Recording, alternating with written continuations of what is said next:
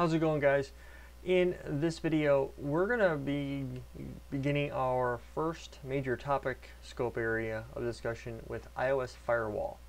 So in this introductory video, I'm going to kind of go high-level overview as to what we're going to be covering in the video series, and then in the follow-on videos, we'll be going through and breaking down how all this stuff works as we're going forward. And I just noticed that I'm missing a 6 in IPv6. So as we go through this video series, or this section of the video series, we're going to be starting off with layer 2 technologies for iOS. And I chose to do that because I visualize networks in a layer 1, layer 2, layer 3, layer 4, 6, and 7 type of design. The OSI model is something that I've always got in the back of my head as I'm testing and troubleshooting and trying to explain stuff to people. So we're going to start off with layer 2 technologies in the video series in this section, and we're going to cover quite a bit of information as we go forward here, explaining how the different technologies work together, what they do. So of course, there we go. So we'll start off with the layer 2 technologies, which will be dynamic trunking protocol, port security, then VLAN ACLs, port ACLs, private VLANs, DHCP snooping, dynamic ARP inspection, BPDU, filter and guard, root guard, and protected ports. That will round out the layer 2 security topics, and then we will dig into the layer 3 security topics, which are going to be a little bit more involved and need to be a fair amount of time spent on them.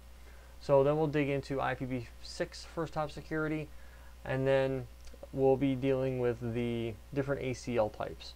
Now I'm going to likely group standard, extended, time-based, and reflexive ACLs together and hit that. And then we'll talk about things like TCP intercept, and then context-based access control, or CBAC, and then CBAC of high availability, because TCP intercept actually becomes part of CBAC when you deploy it. So you actually are, what's actually funny about the whole situation is TCP intercept is a technique that you use to stop a bunch of half-open sessions for TCP flows. Context-based access control allows you to inspect TCP. So, and TCP intercept becomes part of the CBAC engine once you deploy it. What's even more interesting is when you get into zone-based firewall, it uses the CBAC engine for inspection, and then it allows you to be more granular. Where CBAC, you just apply it to an interface and away you go. Zone-based firewall has control over which interfaces are talking to who and how, and the policies that are applied to that. So it's actually very, very interesting to get into the dynamics of how that comes into play. Now, once we get zone-based firewall, will be a very large topic scope, and it'll be probably a few different videos. Now, one of the things about this, specifically CBAC high availability, leverages HSRP in order to communicate back and forth with two different routers. There's a pretty big design caveat that comes into play with this, and we're going to have to spend a pretty large amount of time on that. And the only reason I'm going to spend the time on it is because of the fact that it may be asked about in the written exam. I don't believe it's on the blueprint per se, specifically called out as CBAC, but in case it is, at least you'll have the understanding of the couple different variations that come into play. Now, I've never actually seen CBAC deployed in production, so this is going to be one of those things where understanding the design constraints of how this comes into play, because the major issue is with CBAC there is no asymmetric routing capability or support. So if you have traffic leaving out a given router that's running CBAC and then the return flow comes in on another router, that's a bad day. So very similar to the way ASA works in an HA setup, with that type of mindset and the flow where you've got connection, it's a stable connection. So when you get out of reflexive ACLs, which are one of the very first stateful inspections, but it doesn't give you a whole lot of flexibility. TCP intercept, the CBAC HA, they start to give you more stateful inspection, to where there's sessions created and the session table is checked before the ACL. If there's no state in the state table, then it jumps over to the ACL, and then if there's no ACL permitting the traffic, it gets dropped. So that's pretty much how all the iOS firewalls work. It's very similar to the way the ASA works. So we'll take a look at exactly how that comes into play. And then we'll be taking a look at how port to application mapping works. So if you have specific applications on your network but using non-standard ports, but you still need zone-based firewall to come in and be able to take care of that, then you need to be able to dig into that capability as well. And then we'll take a look at the zone-based firewall high availability, which is a another HSRP characteristic. We'll be taking a look at how that comes into play. Then we'll dive into iOS transparent firewall with CBAC, as well as zone-based firewall. Now, and again, zone-based firewall for just normal inspection uses the CBAC engine. The zone-based option makes the router act more like an ASA with security levels and with the name if statement. So you're able to take and build policies based off of the traffic flows. So because there's no security level concept inside of iOS firewalls, you have to use a zone-based firewall to build that context. So that's how that comes into play.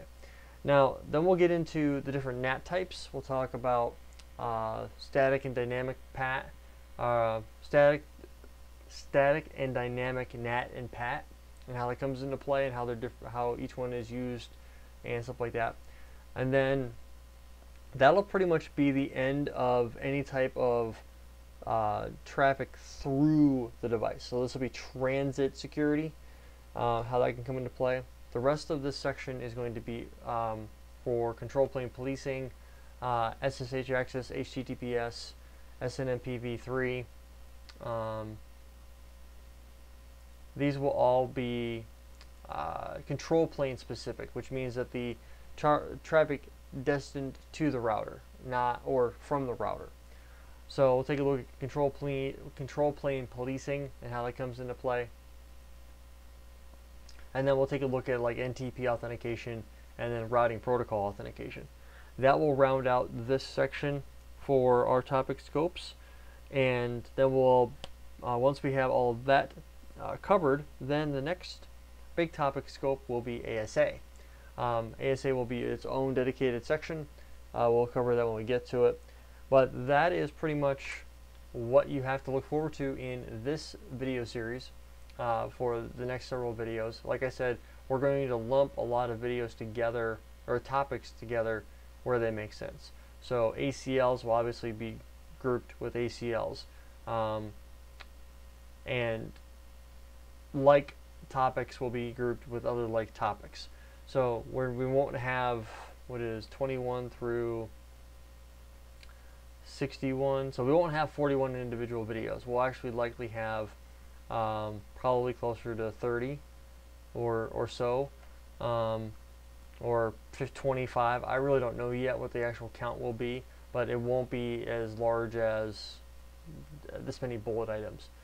But in the workbook labs and in the book that I'm writing for security, there will be individual topics, because of the fact that they need to be broken down and explained and go from there. So that is what you can look forward to in this section. And like I said, as I proceed through the material, the video will be uploaded pretty quickly afterwards in order to cover the material and get it out to you guys so you guys can start watching it.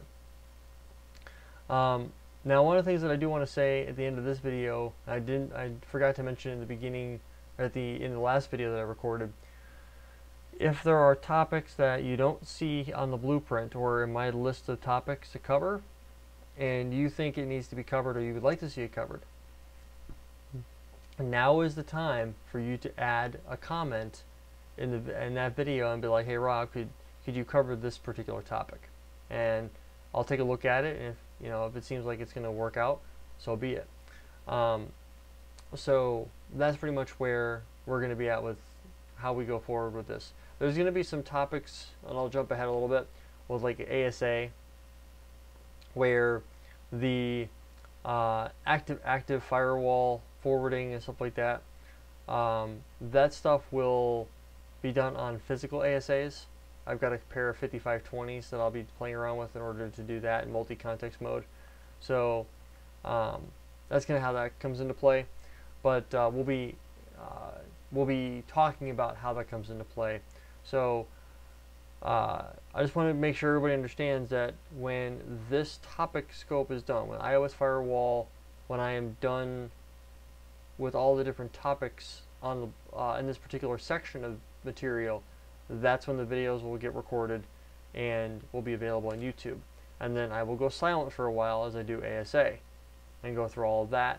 And then once I record all those videos, then that will go on. So my goal here, if you're picking up what I'm putting down, is to do the network infrastructure components first. So firewall, and then deal with VPN. There is some ICE and some ACS in there, and I know I mentioned in the previous video in introducing it that I was going to follow a specific flow. I'm probably still going to do that, but maybe a little out of order, because there are things that come into play down the road where I might bump ACS and ICE further down so that I can get through firewall and IPsec VPNs and then dive into the GUIs for authentication and authorization. That's probably how I'm going to do it now that I think about it, because it makes more sense, at least in my head, and then go from there, because I'm an infrastructure engineer at heart, so getting things up and running and then getting reachability in place and then locking things down later on, it's pretty much what I do. So that's pretty much the way that I'm going to roll this out. Like I said, if there's anything you would like to see covered in a particular video, or a particular topic you'd like to see covered, period, drop a comment below and let me know what it is that you want covered. And if I think it's worth it, I'll add it to the list of topics to cover. If I don't think it's worth it or isn't supported, I will let you know, and then based off the versions of code that are in the lab. So this is lab specific, right? So I'm focusing on technology, the platforms and the versions of code that Cisco publishes publicly that I'll need to go through. So if there's a topic on there that I'm not covering but is on the blueprint, by all means, call it out. Let me know, because then that's maybe something I overlooked or didn't even realize was an option. So my goal here is to help you guys out as well as help myself out. But if you're gonna, if you find something that I didn't cover, please let me know. This is a two-way street here. I take as much from you as you take from me, and I'm hoping to benefit both ways. So I also hope that the new video setup works out in the long term. So until next time, guys, thank you so much for stopping by, and we'll catch you guys in the next video.